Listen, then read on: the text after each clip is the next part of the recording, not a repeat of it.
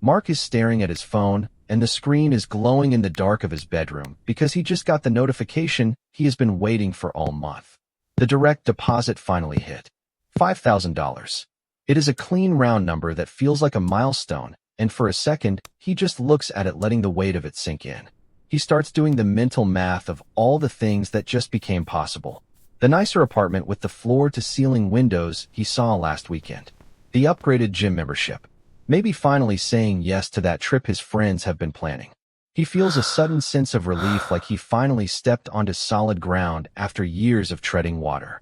The world feels a little wider, and his shoulders feel a little lighter, because that number on the screen is not just money, it is proof that he made it. You have felt that exact same spark, haven't you? You were not trying to be flashy or show off to people you do not even like. You just wanted to feel the reward for all those long hours and the sacrifices you made to get that raise. You wanted to feel like an adult who can finally afford a life that does not feel like a constant compromise. And when you look at that $5,000, it feels like plenty. It feels like more than enough to cover the basics and still have room for the things that make life actually worth living. But here is the strange part about that paycheck. Mark could take that exact same $5,000, and depending on one single habit he builds in the next 48 hours, his entire future could move in 3 completely different directions. One path keeps him working harder every year just to stay in the same place. One path gives him the illusion of progress while his wealth quietly leaks out of his bank account. And one path, the one almost nobody talks about, gives him a level of freedom 10 years from now that he cannot even imagine today. And I do not know, maybe I think about moments like this more than most people should. I spend a lot of time noticing how the smallest everyday decisions with our paychecks do not feel heavy when we make them, but they end up defining exactly how much of our lives we actually own. The wild thing is that in the moment, all 3 ways of spending that money feel smart and responsible. That is what makes this such a dangerous fork in the road. The illusion of having a good salary. You tell yourself that it is $5,000 and that surely there is enough for everything. That is how it always starts. Not with a crisis, but with a number that feels safe. Mark did not set out to ruin his financial future when he signed the lease on that new apartment. He walked into that building thinking exactly what you thought. I need a place that is safe and close to work and something I can be proud of. It is totally reasonable. But here's what your brain does when you get a raise. It turns your income into a series of monthly subscriptions. You do not think I am spending $24,000 a year on rent. You think I am spending $2,000 a month. That mental shift is subtle, but it is incredibly expensive.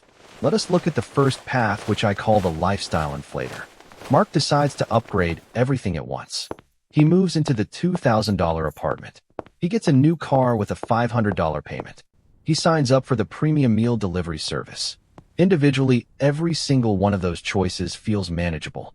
He still has money left over for gas and groceries and a few nights out. On paper, he is doing great. He is living the middle-class dream. But there is research showing that lifestyle creep is the primary reason why even high earners feel like they are living paycheck to paycheck. When your expenses rise at the exact same rate as your income, you are not actually getting richer. You are just running faster on a more expensive treadmill. You did not buy a better life. You just bought a higher cost of existence. Now let us look at the second path, which feels much more responsible, but is secretly a trap of its own. Mark's friend tells him to be careful with his new money, so Mark decides to save. He stays in a slightly cheaper apartment, and every month he puts $1,000 into a standard savings account at his local bank. He looks at that balance growing every month, and he feels a sense of pride.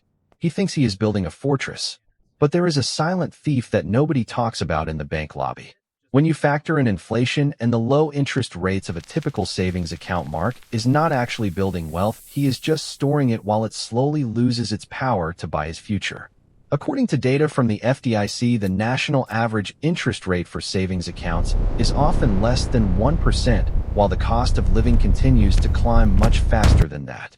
Mark is being good, but he is not being strategic. He is playing defense when he needs to be playing the long game. You have probably felt that urge to just keep your money safe because the world feels volatile and you do not want to lose what you worked so hard to earn. It is a completely human instinct to want to hug your money tight. But the real cost of that safety is the years of compounding growth that he is leaving on the table. He thought he was building ownership of his life, but he was really just building a cushion that is slowly deflating. This leads us to the third path, the one that feels the least exciting in the moment, but carries the most explosive potential for his future. This is the path of the wealth builder. In this scenario, Mark makes a decision that his friends think is a little strange. He gets the $5,000 paycheck, but he decides to keep living like he is still making $4,000. He stays in his modest apartment for one more year. He keeps driving the car that is already paid off. And most importantly, he automates his future before he even has a chance to see the money in his main account. He sets up a recurring transfer of $1,000 into a diversified investment portfolio. To his coworkers, it looks like nothing has changed. Mark does not have the flashy new watch or the keys to a luxury rental.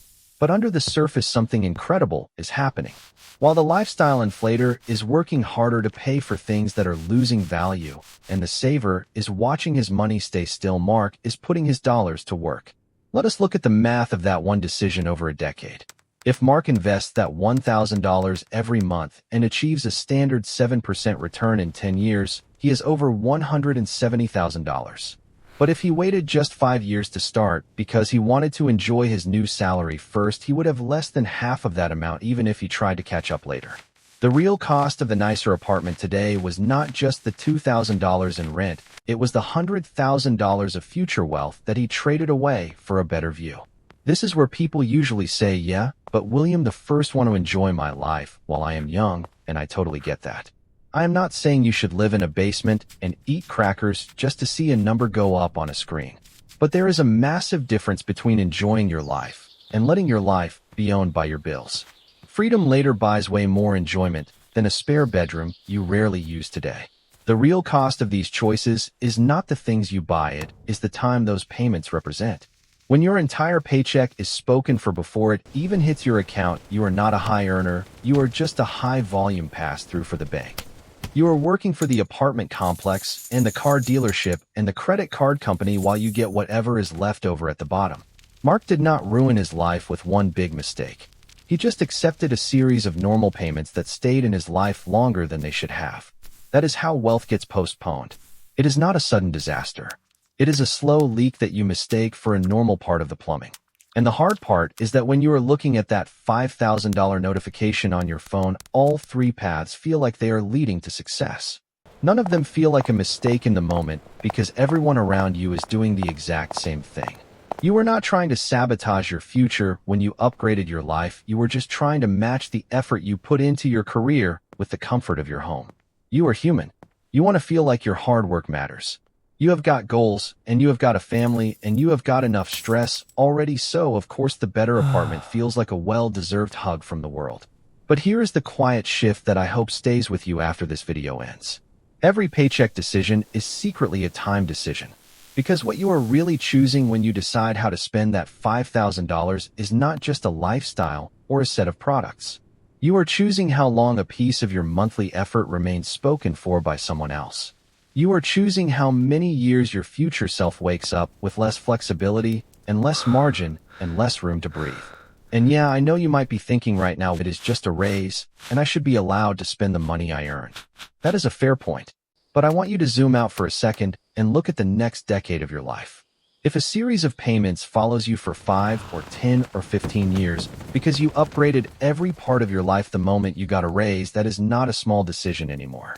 That is a massive season of your life that you have traded away. Those are years where your investments could have been growing quietly in the background. Those are years where your emergency fund could have given you the confidence to quit a job you hate or start a business you love. Those are years where your money could have been building options instead of just maintaining the appearance of success. The wild part is that most people never actually connect these dots. They just wake up every morning feeling like money is always a little bit tight. They get a raise, and for 3 months it feels great, and then suddenly the math feels hard again. The finish line keeps moving further away, and they cannot figure out why because they never made a single catastrophic mistake. They never gambled it all away or bought a mansion they could not afford. They just made a handful of perfectly normal decisions that stacked up over time until their freedom was buried under a mountain of monthly obligations. So no, this is not about never enjoying your money. It is not about living a life of total deprivation just to prove you are disciplined. It is about awareness. It is about realizing that the structure of your monthly spending often matters more than the amount of your salary. Because once you start seeing paycheck decisions as wealth decisions, you start to pause a little longer when that notification hits your phone. You run the numbers a second time, and you start asking different questions than everyone else in the office.